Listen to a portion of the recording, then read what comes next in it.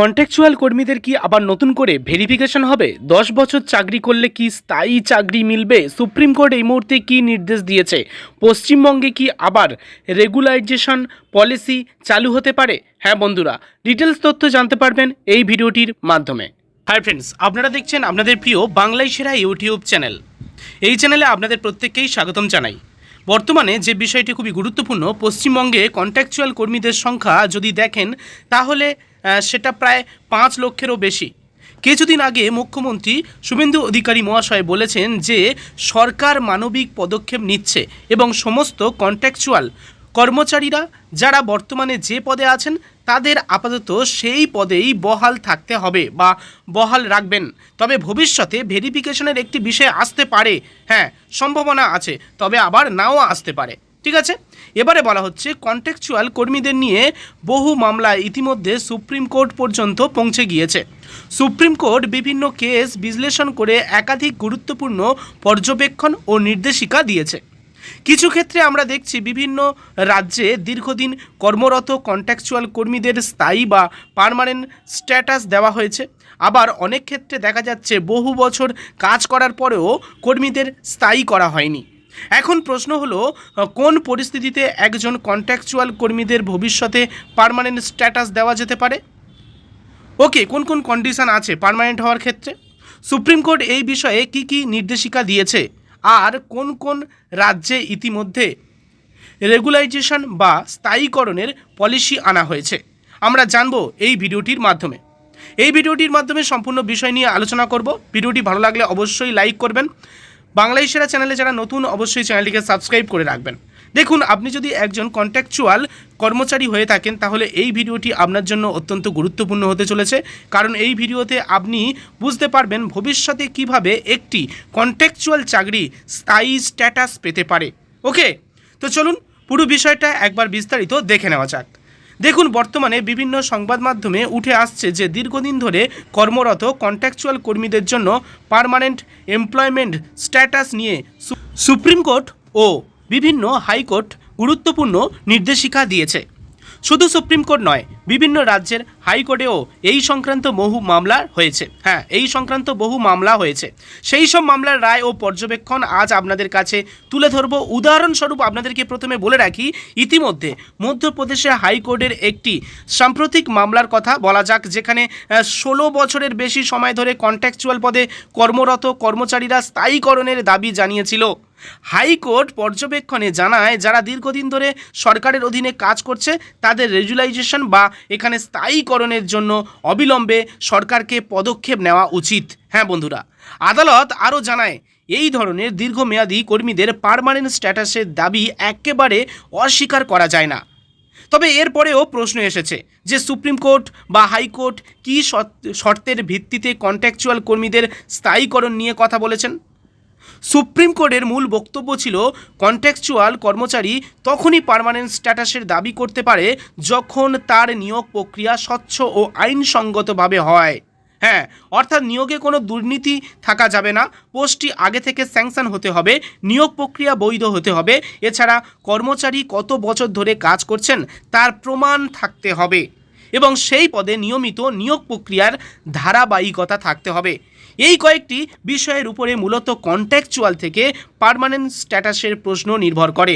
তাহলে আপনারা বুঝতে পারলেন, যারা যারা কন্ট্রাকচুয়াল স্টাফ তারা বুঝে নিন যে আপনার পোস্টটা এই সব পয়েন্টের মধ্যে কোন কোন পয়েন্টগুলো মিল করছে, অর্থাৎ নিয়মিত ধারাবাহিক রিক্রুটমেন্ট হয়, আপনারা সঠিকভাবে নিয়োগ আপনাদের পোস্টটা করেছে কি না, কোনো দুর্নীতি হয়নি তো, এই বিষয়গুলো একটু খেয়াল করলে বুঝতে পারবেন যে আপনি পার্মানেন্ট হতে পারবেন কি পারবেন না। তবে একটু খেয়াল করুন, এখানে বলা হয়েছে এখনও অনেকে প্রশ্ন করেন যারা 10 বছর বা 15 বছর কিংবা 16 বছর ধরে সরকারি দপ্তরে কাজ করছেন। অনেক কন্ট্রাকচুয়াল স্টাফ আছেন যারা 10 বছরের বেশি কাজ করছেন, 15-16 বছর কাজ করছেন, তারা কি স্থায়ী চাকরির জন্য যোগ্য নন? তাহলে এই বিষয়ে সুপ্রিম কোর্টের গুরুত্বপূর্ণ পর্যবেক্ষণ রয়েছে। এখানে সুপ্রিম কোর্ট সংবিধানের আর্টিকেল 14 এবং আর্টিকেল 16 এর কথা উল্লেখ করে বলেছে সরকারি চাকরিতে সমান সুযোগ এবং স্বচ্ছ নিয়োগ অত্যন্ত গুরুত্বপূর্ণ। আদালতের বক্তব্য অনুযায়ী অনেক ক্ষেত্রে কন্ট্রাকচুয়াল পদে ব্যাকডোর এন্ট্রি বা অনিয়ম ও দুর্নীতির অভিযোগ ওঠে। যদি কোনো নিয়োগ স্বচ্ছভাবে না হয়, সেখানে দুর্নীতি বা বেআইনি নিয়োগ থাকে, তাহলে শুধুমাত্র বহু বছর কাজ করার ভিত্তিতে সেই চাকরি পার্মানেন্ট হয়ে যাবে এমনটা নয়। এই বিষয়টি নিয়ে সুপ্রিম কোর্টের ঐতিহাসিক উমাদেবী কেস ও গুরুত্বপূর্ণ নির্দেশিকা দেওয়া হয়েছিল।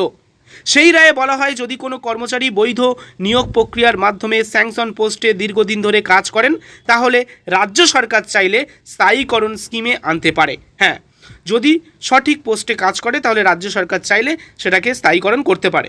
তবে সুপ্রিম কোর্ট আরও বলেছিল, যারা 10 বছরের বেশি সময় ধরে ধারাবাহিকভাবে কাজ করছেন তাদের ক্ষেত্রে স্থায়ীকরণ বিবেচনা করা উচিত। সুপ্রিম কোর্ট এটাও বলেছে, যারা 10 বছরের বেশি সময় ধরে কাজ করছে তাদের স্থায়ীকরণের বিষয়টা একটু বিবেচনা করা উচিত। ক্লিয়ার?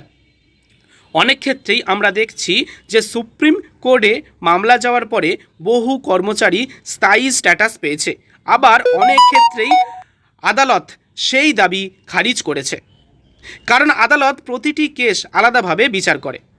আদালতের পর্যবেক্ষণ ছিল, দীর্ঘদিন ধরে সরকারি কাজের সঙ্গে যুক্ত একজন কর্মচারীর প্রশাসনিক অভিজ্ঞতা তৈরি হয়, ফলে রাজ্য সরকার চাইলে তাদের জন্য আলাদা নীতি বা স্থায়ীকরণ স্কিম আনতে পারে। যেসব কর্মীদের ক্ষেত্রে আপনারা হয়তো অনেকেই ভাবছেন যে সেটা সঠিকভাবে রিক্রুটমেন্ট হয়নি বা ধারাবাহিকভাবে বর্তমানেও রিক্রুটমেন্ট হয় না সেই সব পোস্টে, ওকে, তো তাদের ক্ষেত্রে সরকার চাইলে আলাদাভাবে একটি নীতি আনতে পারে যদি তাদের 10 বছরের ঊর্ধ্বে কাজ হয়ে থাকে। ওকে, তো সেটা রাজ্য সরকার বা যেখানকার কর্মী সেই রাজ্যের সরকার ঠিক করবে। ওকে, তবে আলাদাভাবে এটাও পরিষ্কার করেছে যে কোনো কর্মচারী নিজে থেকে পার্মানেন্ট চাকরির অধিকার দাবি করতে পারে না যদি রাজ্য সরকার কোনো পলিসি বা নিয়ম না আনে বা রাজ্য সরকারের কোনো পলিসি না থাকে। অর্থাৎ চূড়ান্ত সিদ্ধান্ত নেওয়ার ক্ষমতা রাজ্য সরকারের হাতেই থাকে। এখন যদি পশ্চিমবঙ্গের কথা আসি, তাহলে এখানে বর্তমানে 5 লক্ষেরও বেশি কন্ট্রাকচুয়াল কর্মচারী বিভিন্ন পদে কাজ করছেন, কিন্তু তাদের বেতন কাঠামো স্থায়ী কর্মীদের তুলনায় অনেক কম, অথচ অনেক ক্ষেত্রেই এই ধরনের কাজ করতে হয় স্থায়ী কর্মীদের মতো।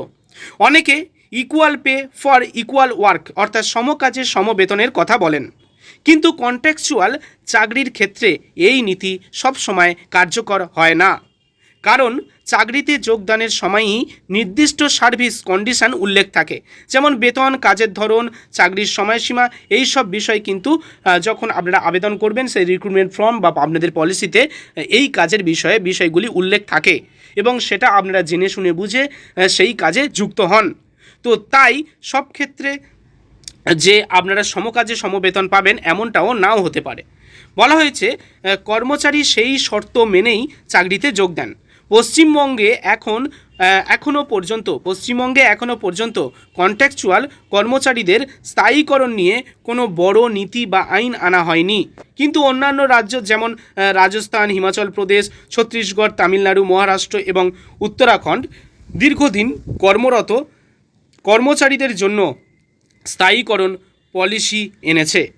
বিশেষ করে উত্তরাখণ্ডে 2025 সালে সার্ভিস রুলসে সংশোধন এনে বলা হয়, যারা 10 বছরের বেশি সময় ধরে সার্ভিস করেছেন তাদের স্থায়ীকরণ করা হবে। ছত্তিশগড়ের হাইকোর্ট সম্প্রতি বলেছেন, যদি কোনো কর্মচারী স্যাংশন পোস্টে দীর্ঘদিন কাজ করেন এবং নিয়োগ প্রক্রিয়া বৈধ হয়, তাহলে তাকে স্থায়ীকরণের বিষয়টি বিবেচনা করা উচিত। সেই সব পোস্টের ক্ষেত্রে স্থায়ীকরণের বিষয়টি বিবেচনা করা উচিত বলে জানিয়েছে রাজ্যকে। হরিয়ানা ও পাঞ্জাবে হাইকোর্টও পর্যবেক্ষণে বলেছিল, সরকার কন্ট্রাকচুয়াল কর্মীদের দিয়ে স্থায়ী কর্মীদের কাজ করিয়ে কম বেতনে দীর্ঘদিন ধরে ব্যবহার করতে পারে না।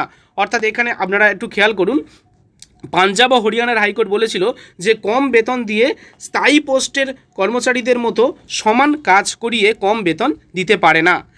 আদালত একে এক ধরনের এক্সপ্লয়টেশন বলেছিল এবং রেগুলাইজেশন পলিসি আনার পরামর্শ দিয়েছিল। ওকে, উড়িষ্যার ক্ষেত্রেও হাইকোর্ট বলেছিল, যদি নিয়মিত নিয়োগের বদলে শুধু কন্ট্রাকচুয়াল নিয়োগই চালিয়ে যাওয়া হয় তাহলে সেটা আইনসঙ্গত নয়, কারণ স্থায়ী পদ ফাঁকা রেখেই কেবল কন্ট্রাকচুয়াল নিয়োগ চালানো ঠিক নয়। এই পরিস্থিতিতে অনেকের মনেই আশা তৈরি হয়েছে যে ভবিষ্যতে পশ্চিমবঙ্গ সরকারও দীর্ঘদিন কর্মরত কন্ট্রাকচুয়াল কর্মচারীদের জন্য কোনো রেগুলাইজেশন স্কিম আনতে পারে বা স্থায়ীকরণ আনতে পারে। সুপ্রিম কোর্টের স্টেট অফ কর্ণাটক বনাম উমা দেবী মামলায় নরেন্দ্র কুমার তিওয়ারি বনাম স্টেট অব ঝাড়খণ্ড মামলাসহ একাধিক রায়ে দীর্ঘদিন কর্মরত কর্মচারীদের রেগুলারাইজেশন বা স্থায়ীকরণ নিয়ে গুরুত্বপূর্ণ মন্তব্য করা হয়েছে। বর্তমানে পশ্চিমবঙ্গে প্রশাসনিক পরিবর্তনের পর অনেকেই মনে করছেন নতুন সরকার হয়তো সেই বিষয়টিকে গুরুত্ব দিয়ে দেখবে এবং ভবিষ্যতে নতুন সার্ভিস রুল বা রেগুলারাইজেশন পলিসি আনতে পারে। এখন দেখার বিষয় ভবিষ্যতে রাজ্য সরকার কী পদক্ষেপ নেয় এবং কন্ট্রাকচুয়াল কর্মচারীদের জন্য কোনো নতুন নিয়ম বা স্থায়ীকরণ নীতি আনা হয় কিনা। আশা করছি এই ভিডিওটির মাধ্যমে আপনারা সম্পূর্ণ বিষয় বুঝতে পেরেছেন। কোনো পরিস্থিতিতে একজন কন্ট্রাকচুয়াল কর্মচারী ভবিষ্যতে পার্মানেন্ট স্ট্যাটাস পাওয়ার সম্ভাবনা বা স্ট্যাটাস পাওয়ার যোগ্যতা রাখে, আবার কোনো সময় যোগ্যতা রাখে না। যাই হোক, ভিডিওটি ভালো লাগলে অবশ্যই লাইক করবেন, শেয়ার করে প্রত্যেককে জানাবেন। নিয়মিত আপডেটগুলি দেখলে চ্যানেলটিকে সাবস্ক্রাইব করে রাখবেন। আপনারা কি বুঝলেন কোন ক্ষেত্রে আপনাদের পোস্ট কতটা স্থায়ীকরণের ক্ষেত্রে যোগ্য? আমি এই ভিডিওটির মাধ্যমে যে পয়েন্ট বলেছি তার মধ্যে কোন পয়েন্ট মিলে যাচ্ছে অবশ্যই কমেন্ট করে জানাতে ভুলবেন না। ধন্যবাদ।